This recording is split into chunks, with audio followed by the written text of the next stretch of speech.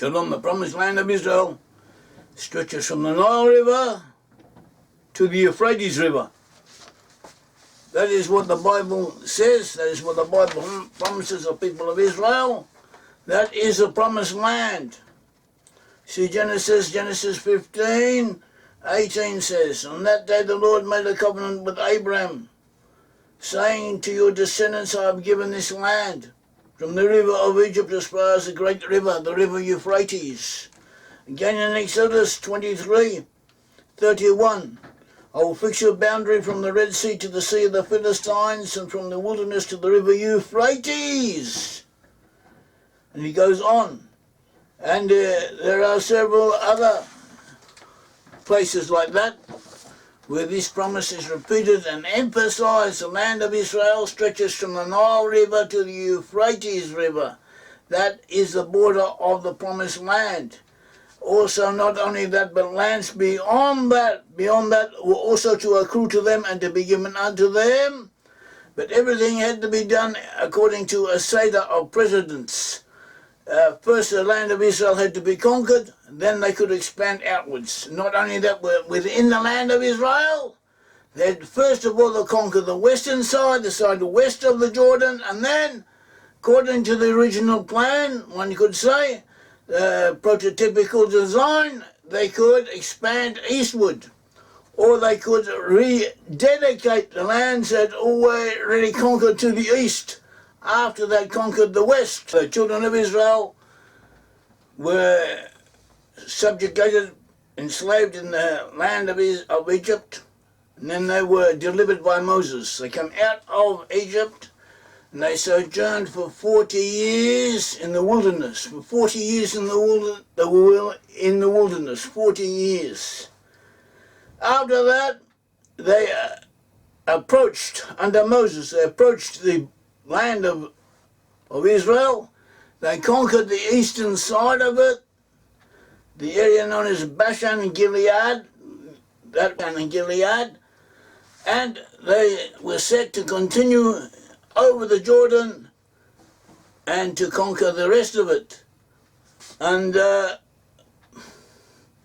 but Moses died. Moses passed away, and so they continued under Joshua to do this. Now, before Moses passed away, he had been approached by the tribe of Gad and Reuben, and they had asked him, saying that since we have a lot of sheep, a lot of cattle, a lot of beasts of burden, since we have, and the land here on the eastern side of the Jordan is good for that, for pasturing, give us this land for our own, and in place of that we will give the portions that should have been ours to the west of the Jordan, to the rest of the tribes to divide it up amongst them. In other words, they were supposed to cross over together with the rest of the tribes to conquer the area west of the Jordan. Then the area west of the Jordan will be divided up amongst the 12 tribes. And then, after they had done that, they would return, and the area east of the Jordan, that was good pasture land, would once again be divided up amongst the 12 tribes. That is according to Emek Davar, the Naziv, who explains that, the great commentator in the 1800s, explains that in some detail, and that corresponds with what we know from elsewhere. So the tribes of Gad and Reuben, they suggested something else. They suggested that they should receive the area east of the Jordan for their flocks, for their cattle, and continue with the rest of the Israelites to conquer the area to the west, but give to the area to the west that should have otherwise accrued to them, to give it to the rest of the tribes to be divided up amongst them. And Moses, for different reasons, was not happy with this, but in the end he acceded to their request on condition that they should go, first of all, they should be in the forefront. They should be the pioneer, the forefront warriors before the rest of the tribes, and help the rest of the tribes conquer the land. And they agreed to that. So that was the agreement they reached. And the commentator BUT Israel, also known as Base Yisrael, Rabbi Alta Gore, 1895 to 1977. I incidentally met him. It was interesting. I had a brief meeting with him when I first came to Israel. I didn't know who he was. I never heard of him before. But we had a meeting, and it changed my life in a certain way. But this only became apparent much later. At all events, he was a great rabbi, and he has many insights on the Bible. And quite a few of his insights, we have found them useful in our study of the Lost 10 Tribes. So amongst other things, he explains that by the tribes of Gad and Reuben participating in the war of the other tribes to conquer the western side of the Jordan, by doing this with dedication, with self-sacrifice, giving their total being in this, they merited to turn their lands that they had left behind on the east of the Jordan, they merited it to upgrade it to be part of the whole land of Israel. And what can we see from this? What can we learn from this? So we might learn from this what is going on now. In the land of Israel, the land of Israel has been settled by Jews. The Jews were the forerunners. The Jews have been settling the land of Israel.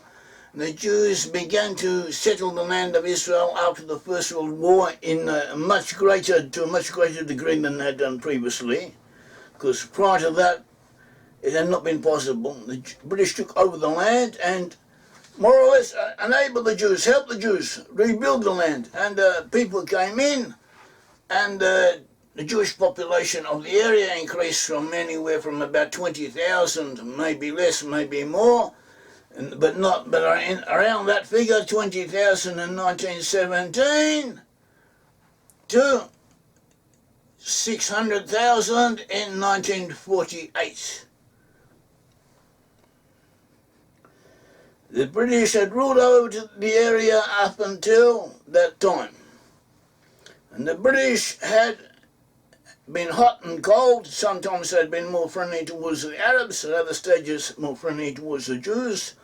On the whole, we claim, according to our historical studies, not only our historical studies, according to what history says, on the whole they'd been much more friendly towards the Jews than anyone else.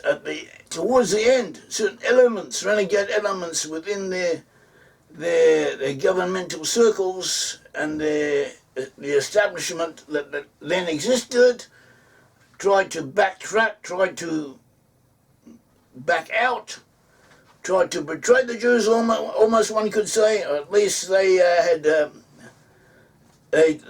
abandoned the Jews to some degree, but in the end they came through. They helped the Jews set up the state of Israel, and after they left,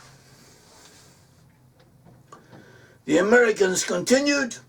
First the French, then the Americans, and the Americans have been continuing all along, and now the state of Israel, at this time, why we are possibly just before a war, a full-scale war against Iran, against other Arab elements, against Turkey. Who knows who else will be involved? Russia, China, Korea. The field is wide open. The possibilities are all there, but we have the feeling, we believe that God will help us and will come through. At all events, that is the situation we are facing. And now the only friends, to the degree that Israel has friends, has allies, the only friends who are actively prepared to some degree to come in and participate with us and to help us are the Americans, and after that the British. And they represent the descendants of Joseph. The Lost 10 Tribes are amongst the Western peoples. You had 12 tribes of Israel. The 12 tribes of Israel were together in the land of Israel. in the time of Rehoboam, after King Solomon died, in the time of his son, 10 of the tribes seceded, they separated, they set up their own kingdom. This kingdom was conquered by the Assyrians, and all of them were taken away into exile. But they moved, they remained physically, they remained. They continued to exist, and they moved. They migrated along certain set paths, which history proves.